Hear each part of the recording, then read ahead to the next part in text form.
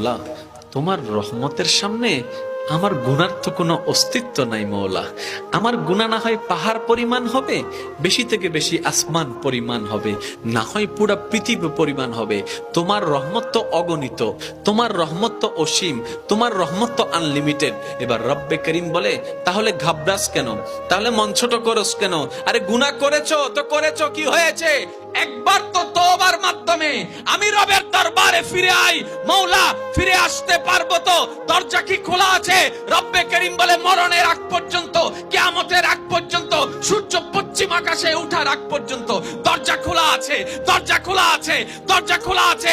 এবার বান্দা বলে, মওলা 24টা ঘন্টার কোন টাইমে আসলে সেই দরজা খোলা পাবো? রব্বে করিম বলে, আরে ব্যাংকের দরজা খোলা থাকে নির্দিষ্ট সময়ে, অফিস আদালতের দরজা খোলা থাকে নির্দিষ্ট সময়ে, এমনকি ঘরের দরজাও খোলা থাকে নির্দিষ্ট সময়ে, এর বাইরে যায় না।